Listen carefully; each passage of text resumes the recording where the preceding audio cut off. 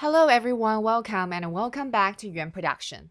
This summer, there is a wonderful drama that returned on Netflix, DP.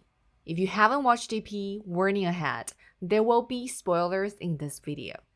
So season 1 aired last year and both seasons are centered around a special department in the Korean military, DP, which is the short form for Deserter Pursuit.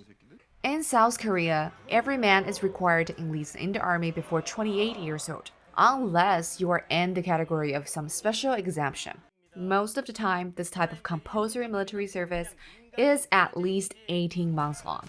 Many Korean men choose to enlist right after their first year of undergraduate study at university. Unlike serving at other branches, soldiers who work in deserter pursuit are the cool ones. Because their main mission is to catch deserters that run away from military camps, they are allowed to wear civilian clothes, they can grow their hair, they can leave the army camp with a cell phone, which is a huge privilege because back then, phones were strictly prohibited. So this show is adapted from a popular manhwa or comic that was created by Kim Po-tong. The main protagonists in this show are Private An Jung-ho, Corporal Han Ho-yeol, and Sergeant First Class Park Bong-yu. But DP is not really about how good soldiers catch the bad guys. It shines light on the background stories of each deserter and it questions the current military system. Both seasons have referenced the real incidents that happened in the Korean military. And today we're going to talk about the two important ones.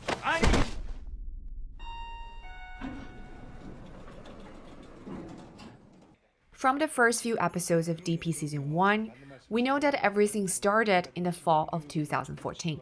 We followed Am Jung-ho to the 2014 enlistment ceremony.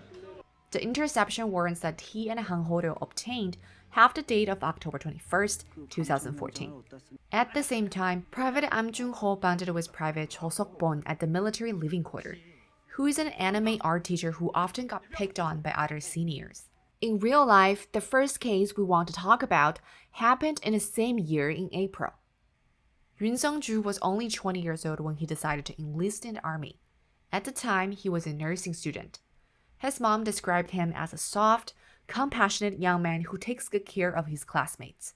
However, his life started plummeting once he stepped into the medical unit of the 977th Artillery Battalion, when he became Private Yoon Seungju. Bullying always starts with something small. At first, it was just a punch on the chest, but things soon escalated. Based on the reports published by the Military Human Rights Center, he was being assaulted by his 5 seniors on a daily basis, and some of the bullying Yoon Seungju endured were bone-chilling. They forced him to apply antiflammine to the face, thighs, and even genitals. Antiflammine basically is a lotion that people usually use when they have muscle pain, and it contains menthol, which can cause burning sensations on the skin. He was also ordered to maintain a horseback riding position until 3 a.m. He was asked to pose like a dog and lick the phlegm that they spit on the ground. When they saw Yoon was limping because of the beatings that they gave him, they just mocked him and beat him again. In the end, Yoon Seungju was just all bruised up. And he couldn't escape because he was with them 24/7. On April 6, 2014, after Yoon Seungju went through the daily routines of assault, he was just sitting in a dorm with his seniors, they were eating frozen food, but they attacked him again, accusing him of chomping the food too loudly.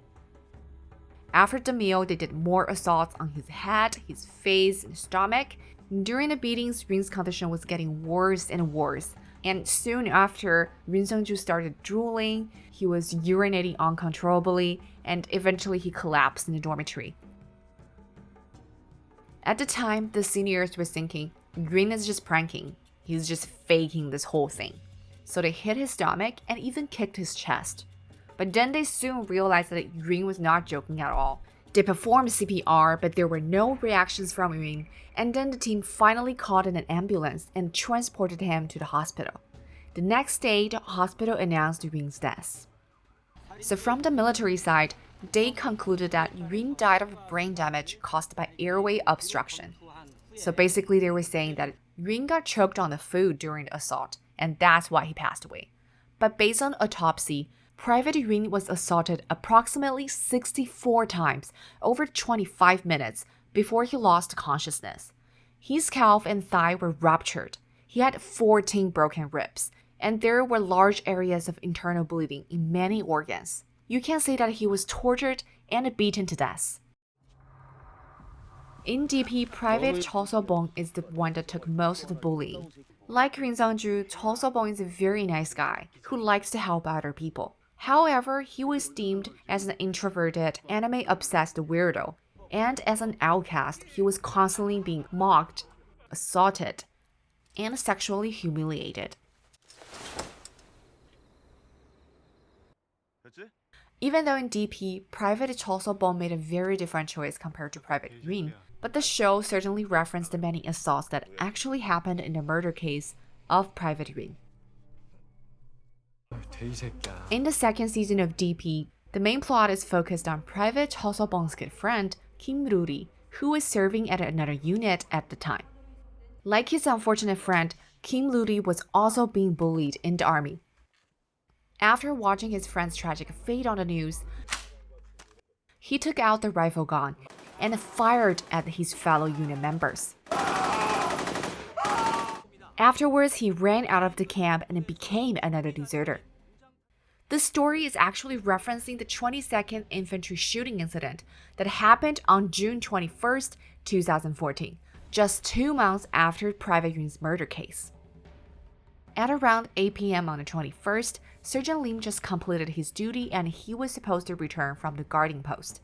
However, he clearly had another plan. While switching duty with other soldiers at an intersection, he threw a grenade. It was a loud bang, and then soldiers were lying on the ground.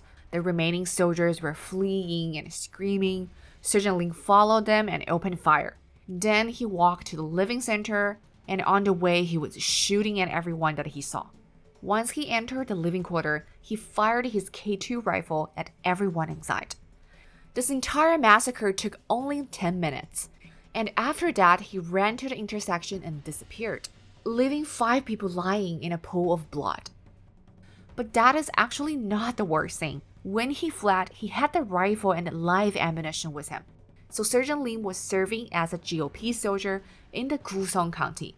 And if you look at the map, Gusong County is bordering the rural areas of North Korea. The GOP soldiers are the ones who guard the barbed wire fence at the ceasefire line between North Korea and South Korea. Therefore, they're required to carry live ammunition and grenades. So if Sergeant Im Do-bing ran into the villages in Gusong County, he could potentially hurt innocent civilians. But if he managed to cross over to North Korea, then he would become another military defector. In response to the shooting incident, the military issued a high-level alert, and hundreds of villagers were evacuated to a nearby elementary school. Then on the 23rd, Sergeant Lim was spotted hiding in the woods near a military checkpoint. He was soon surrounded by military and police forces. His parents also came to the scene. The military threw a cell phone to Sergeant Lim so he could talk to his dad, and you can imagine the phone conversation. His parents were trying to comfort him, telling him that everything will be fine, you can start it all over again. And during the confrontation, Sergeant Lim tried to commit suicide by shooting himself in the chest.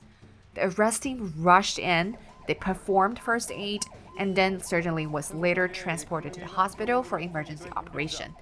Luckily, the surgery was successful and Sergeant Lim's life was not in danger. But after this chaotic mess, people started to speculate the reason. Because Sergeant Lim was only 22 at the time, he was supposed to be a young man that's full of potential. And when he committed this crime, he was only 3 months away from his discharge, which means he could go back to his normal life in 3 months. Why would he do this? What is it that's so unbearable that Sergeant Lim had to shoot his fellow soldiers in such a ruthless way? Was it a crime of passion, or did he plan all of these from the beginning? In Sergeant Lim's statement, he said that he was being bullied right after he joined the GOP. The soldiers were not treating him as a sergeant, but they made fun of him. They ignored him on purpose when they were supposed to salute him. He was being called grandpa or slimy. On the military patrol log, soldiers drew doodles of Sergeant Lim, portraying him as SpongeBob or Ramen Warrior. In the interview, Lim said that he recalled all the sufferings that he had in his life when he saw the drawings, and then the emotions and feelings just drove him to commit the crime. To be very, very honest here, when I saw the drawings, my first reaction was, this is it? This is what made you kill people? 5 people died and 7 people were wounded in this incident. And he was not the only one who had character drawings on the log. But the main point of this incident is that you can't just see it as a single case. You have to see it from the full picture. Sergeant Lim had traumatic experiences of bullying before. He had been severely bullied in junior high and high school, and he dropped out of high school because of it. From his fellow soldiers' perspective, those prankings and teasings were probably harmless.